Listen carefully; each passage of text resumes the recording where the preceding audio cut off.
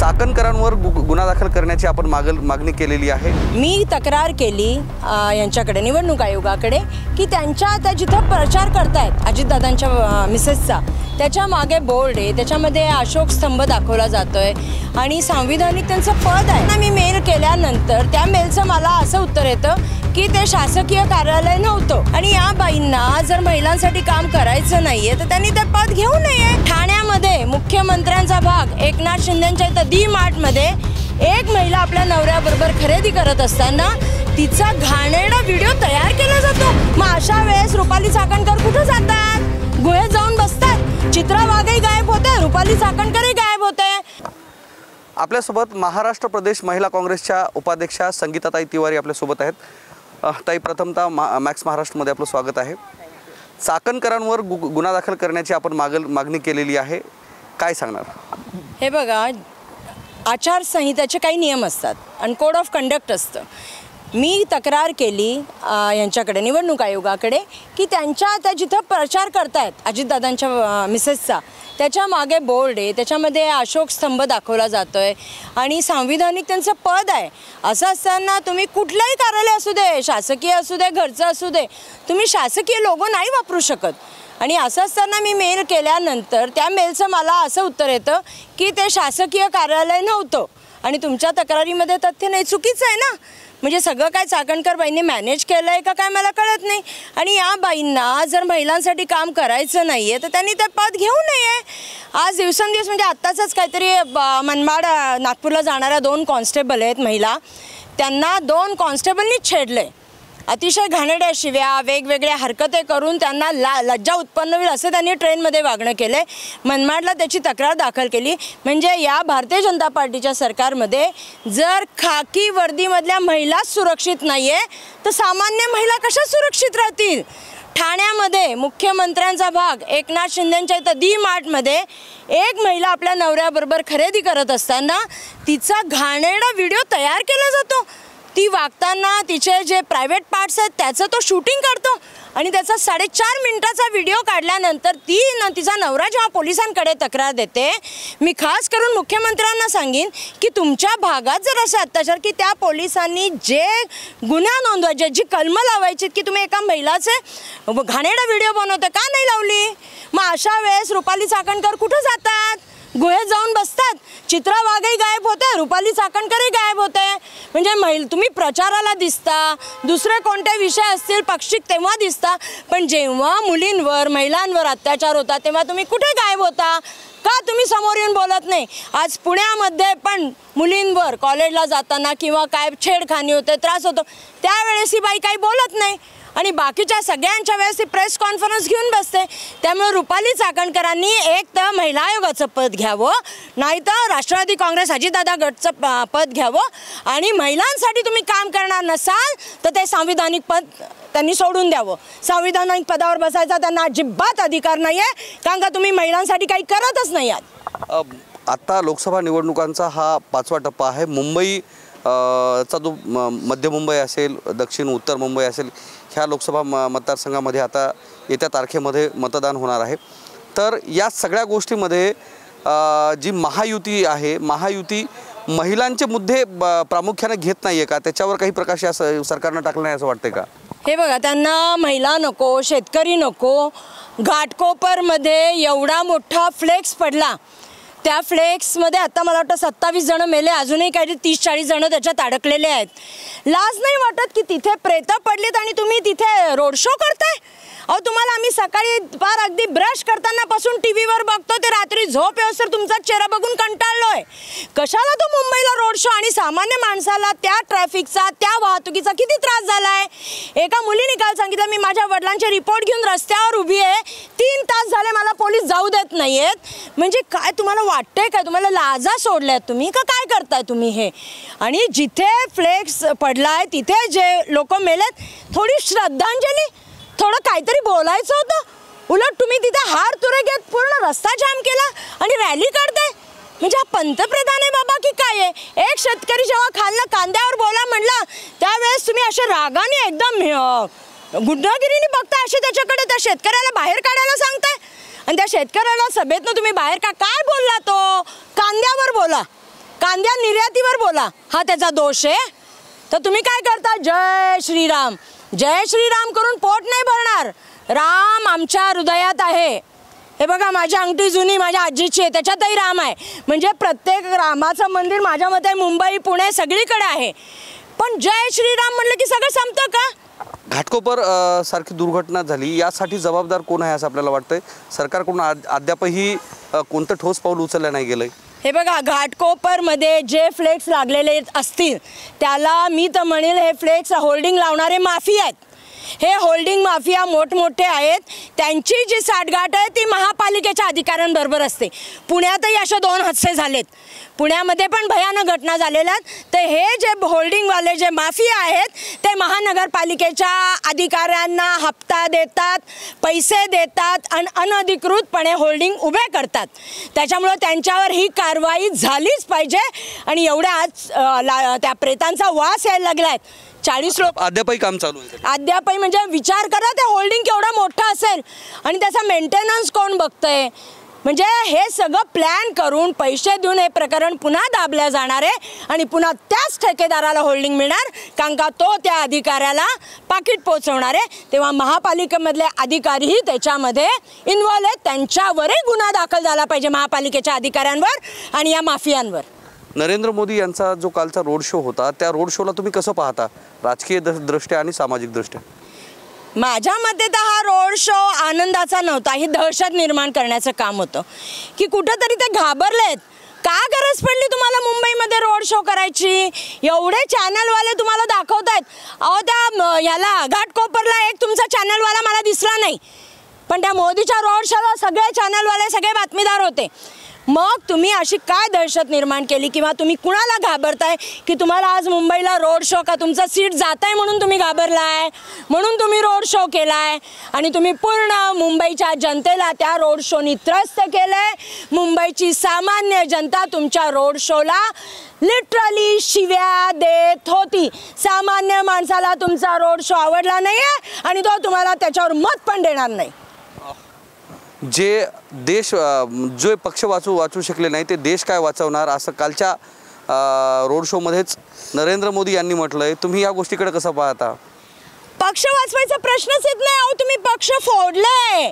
त्यांच्या मागे ED, CID, CBI हे सगळं लावून जेलची धमकी देऊन तुम्ही आमची लोकं फोडली. तुमच्या पक्षात तुमचं आहे कोण?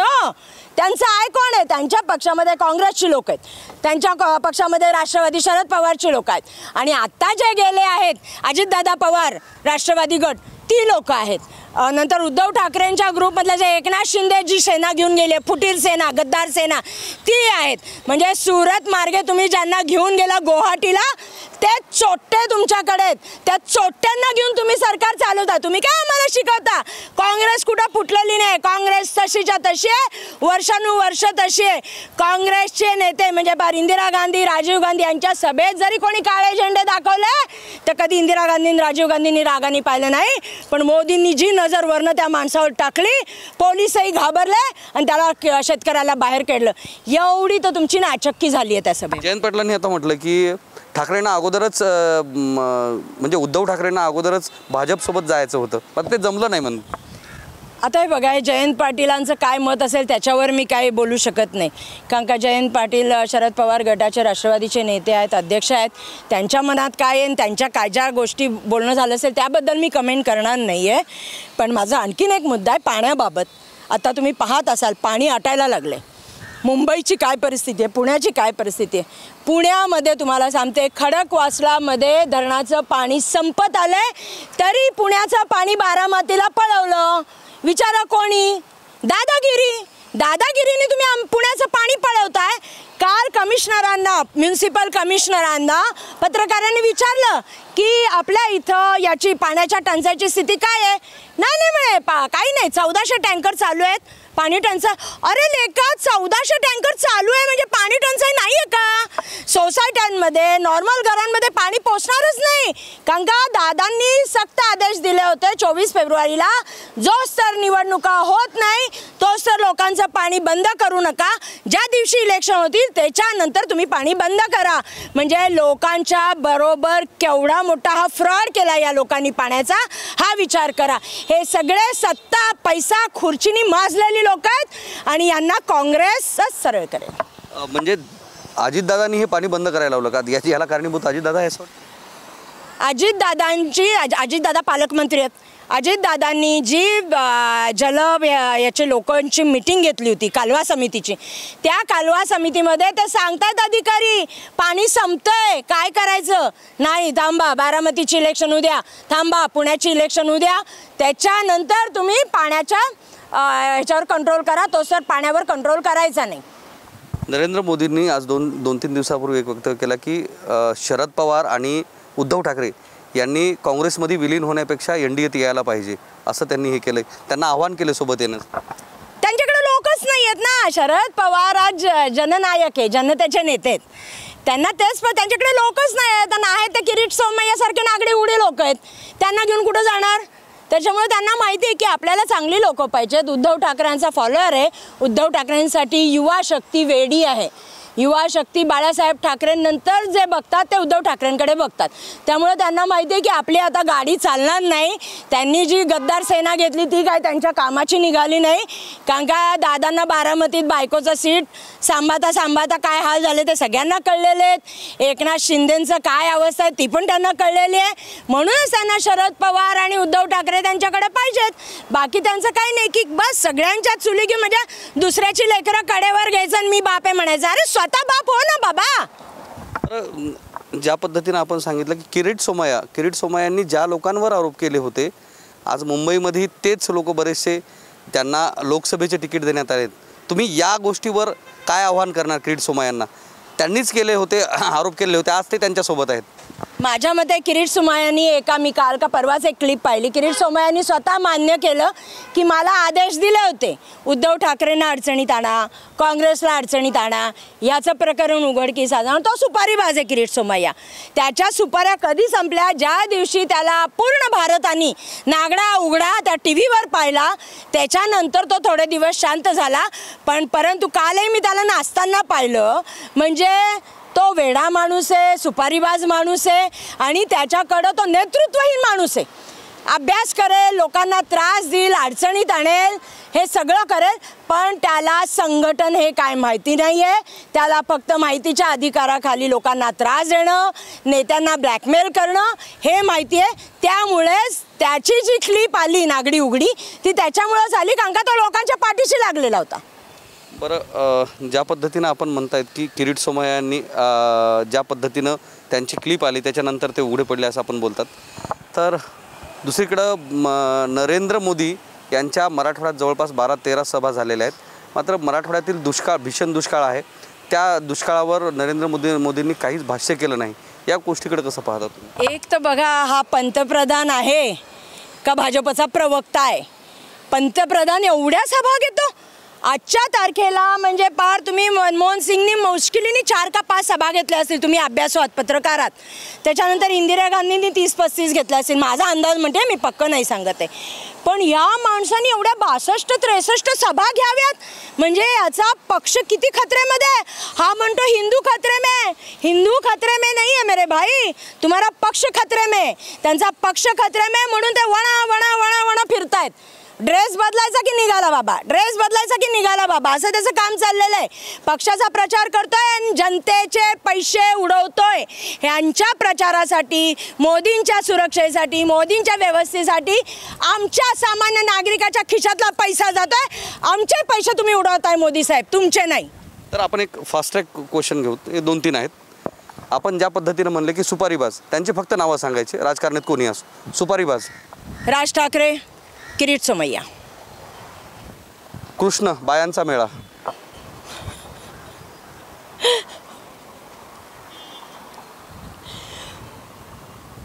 नाही, मी ह्याच्यावर नाही बोलत. बरं, blackmailer. Kirit Somaiya is a blackmailer. Devendra Fadnavis is a blackmailer. Eknath Shinde पण आता सध्या त्यांच्या ट्युशन्स करून व्यवस्थित ब्लॅकमेलर झालेत. गँग. गँग गद्दार गँग जी एकनाथ शिंदे आणि फुटीर धनाभाऊ वगैरे सगळी जी आहे ही सगळी गँग जी आहे ही फुटीर सेना गँग आहे. ज्यांच्यावर भविष्यात इंडिया आघाडीचं सरकार आलं तर ते जेलमध्ये बसण्याच्या लायकीचे. इंडिया आघाडीचं सरकार जर आलं तर सगळ्यात पहिलं देवेंद्र फडणवीस, मग चिक्कीताई असेल, मग एकनाथ शिंदे असतील आणि हा आपला नंगोबा काय किरीट सोमय्या पण असेल. या सगळ्यांची जागा तिथे. सगळे जेलमध्ये जाते. तर ह्या आपल्यासोबत होत्या महाराष्ट्र प्रदेश महिला काँग्रेस कमिटीच्या उपाध्यक्षा संगीताताई तिवारी, ज्यांनी महाराष्ट्रातील राजकीय सामाजिक परिस्थितीवर भाष्य केलेलं आहे. कॅमेरामन दीपकसह मी धनंजय सोळंके, मॅक्स महाराष्ट्र, मुंबई.